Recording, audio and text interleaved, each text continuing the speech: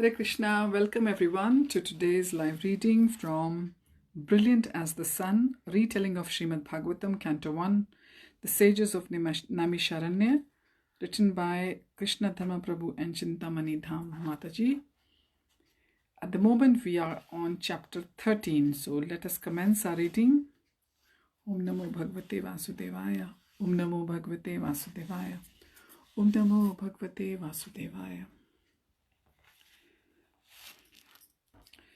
The title of chapter 13 is Vidura Instructs the Blind King. The Pandavas' beloved uncle Vidur returns to Hastinapur and convinces his brother Dhritarashtra to retire to the forest to prepare for death. Yudhishthir is devastated when he finds Dhritarashtra, his wife Gandhari and Vidur gone. He is placated by sage Narad's deep philosophical instructions. Chapter 13, verses 1 and 2. With mixed feelings, Vidur left Maitreya Muni's ashram. For many days he had enjoyed hearing the great sage speak transcendental knowledge. Now his mind was fixed on returning to Hastinapur, his birth city. When he left over 30 years earlier, he had not thought that he would ever return. It was only his affection for his elder brother Dhritarashtra that drew him back again. News reached him that Dhritarashtra was still languishing in his palace despite his advancing age and ailing health. Vidur was determined to rescue him from his attachment to material comfort and urge him to take to the spiritual path. He thus set off toward the south on the long journey to his ancestral home. Chapter 13, verses 3 to 6. The royal ladies gathered on the palace veranda, peering down at the unkempt mystic who strode toward the palace entrance. Kripi had seen him first as the guards stopped him. She was intrigued when they bowed in respect to the bearded ascetic and stood aside to let him enter the palace grounds. She called Uttara and Draupadi and asked, "Do either of you recognize this sage?" "O Krishna," cried out Draupadi, staring intently at the mystic as he went through the palace gates. "It looks like Uncle Vidur." Hearing Vidur's name, Kunti ran over and looked through the window. She cried out in delight, "Vidur!" The joyful ladies hurried to the court, sure that Vidur would go there to greet Yudhishthir. Draupadi assisted the elderly Gandhari and Uttara held Kunti's arm.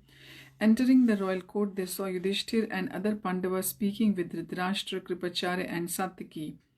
The blind Dhritarashtra was attended by his ever-loyal servant Sanjay. As the ladies bustled in, Yudhishthir stood up in concern. "Is something wrong?" Kunti called out, "Vidur is here." The men jumped up from their seats. In excitement, they rushed toward the palace entrance where they saw a bedraggled but effulgent sage exchanging laughing words with a court Brahman. Immediately recognizing the voice, Yudhishthir ran over and fell at the ascetic's feet. "Uncle Vidur," he cried, "you have returned. We thought we would never see you again." Vidur reached out and lifted Yudhishthir to his feet. He too wept as he spoke. "Dear nephew, how I have missed you and your brothers." Hearing Vidur's voice, Dhritarashtra ran forward to greet him, with Sanjay struggling to prevent his uncle, his blind master, from colliding with the ornate pillars.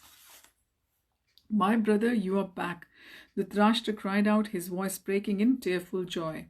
On hearing Dhritarashtra's call, Vidur turned to see him approaching with outstretched arms. The two brothers embraced one another and everyone laughed and cried in delight. Dhritarashtra held his brother fast to his chest for some time, saying in a choked voice, "I feel my very life has returned to me." Others echoed the same sentiment as Vidur greeted each of them individually. As Gandhari and Kunti were wives of his elder brothers, he respectfully touched their feet in greeting. Everyone asked him questions and he assured them that he would in time answer. Gradually they calmed down. Yudhishthir turned to a palace attendant. Make ready my uncle's quarters, have the cooks prepare refreshments.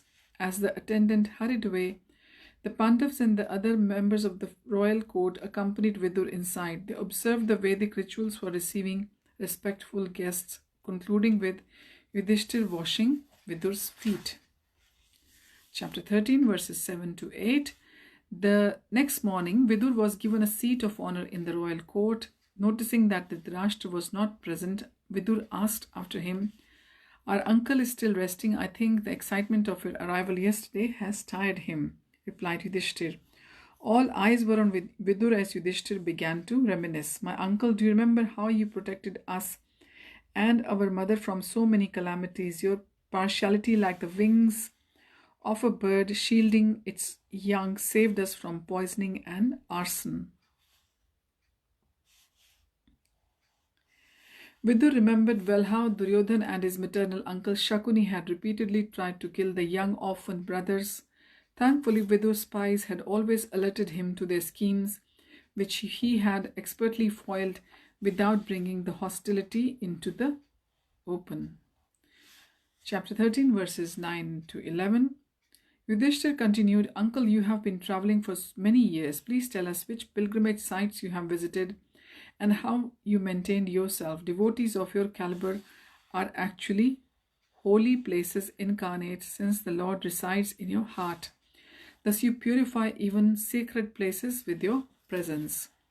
Vidur smiled and looked down. He did not enjoy being praised, but he knew his nephew spoke out of love, so he did not object. In his mind, he glorified Krishna, knowing that all abilities and opulences come from him. Yudhishthir inquired about Krishna and the other Yadus. "I am sure you must have visited Dwarka. Please give us news of our relatives, the fortunate Yadus who are always absorbed in Krishna's service. Are they happy as well?" Chapter 13, verses 12 to 16. Vidur began describing his adventures, captivating his audience with his expertise as a storyteller. However, he tactfully avoided telling them that the Yadus had all killed each other in fierce fratricidal quarrel, and that Krishna had also departed from this world. The compassionate Vidur did not want to break this terrible news, knowing how much pain it would cause them. They would find out in due course anyway. His mission returning was simply to inspire Dhritarashtra to give up palace life and pursue spiritual realization. After recounting his adventures for several hours and a servant announced lunch was ready, Vidur excused himself. "I would like to spend some time with my brother. Please allow me to take my meal in his private quarters. We can speak more later." Before departing, Vidur praised Yudhishthir's righteous rule. "As I came into your kingdom, I observed its uncommon opulence. Indeed, it resembles the very heavens, and the joyful citizens are like celestials. You and your brothers are all expert administrators, without doubt."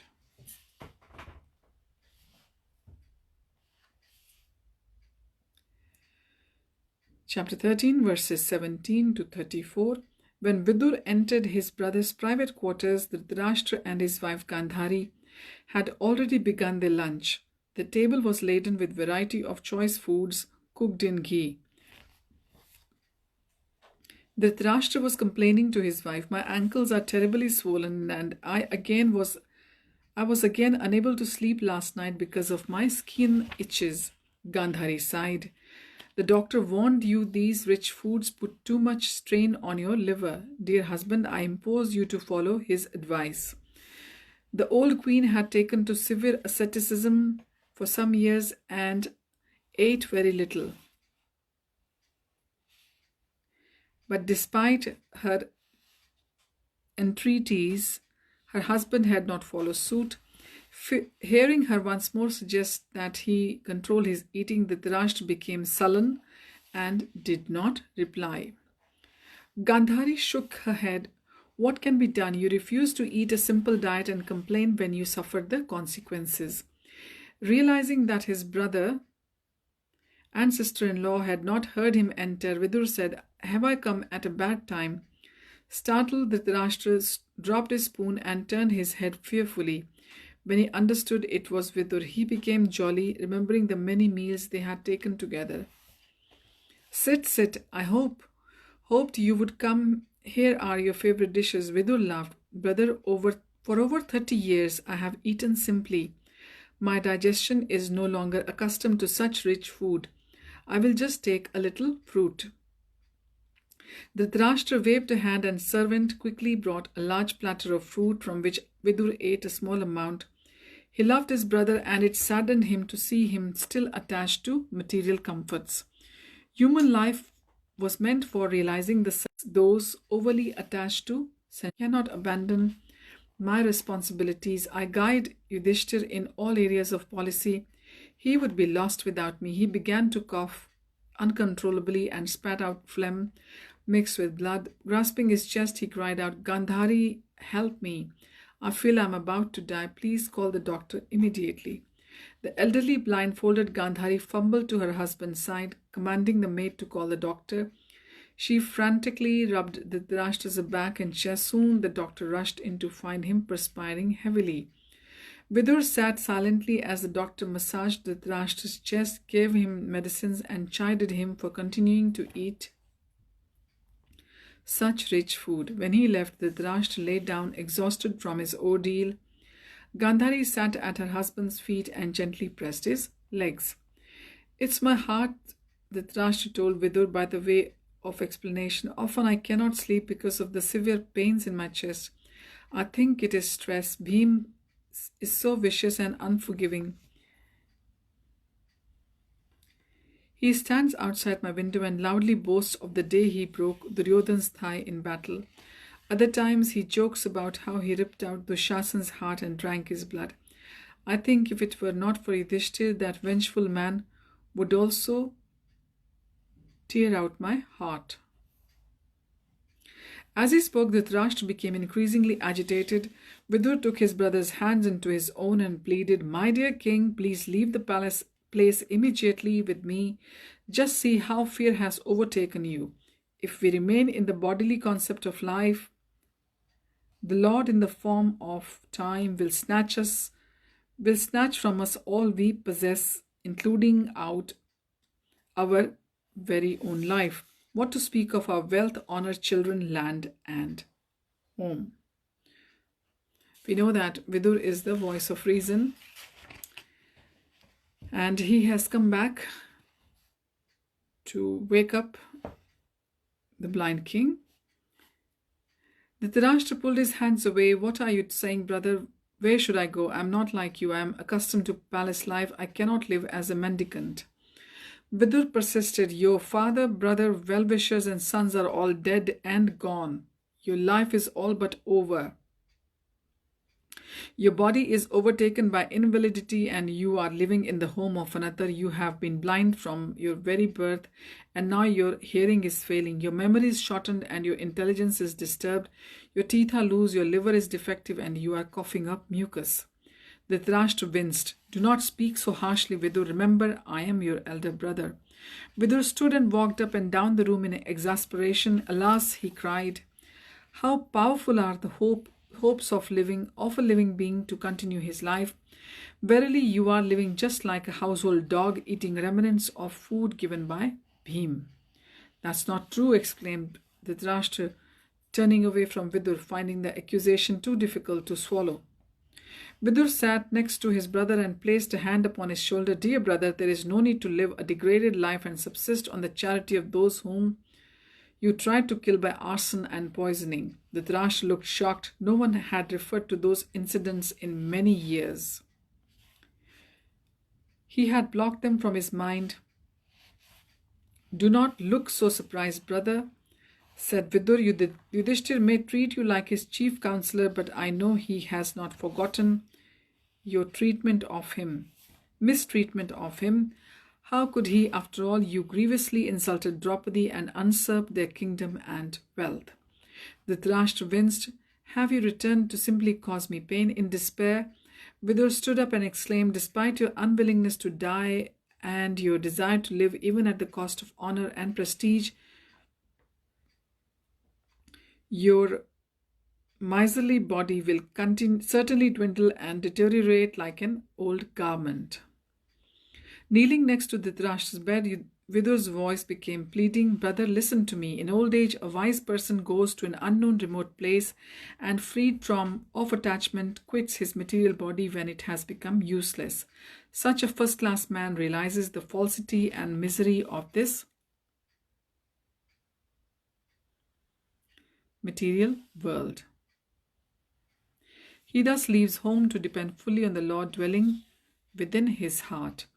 Dhritarashtra sighed. His brother was always given to speaking unpalatable truths.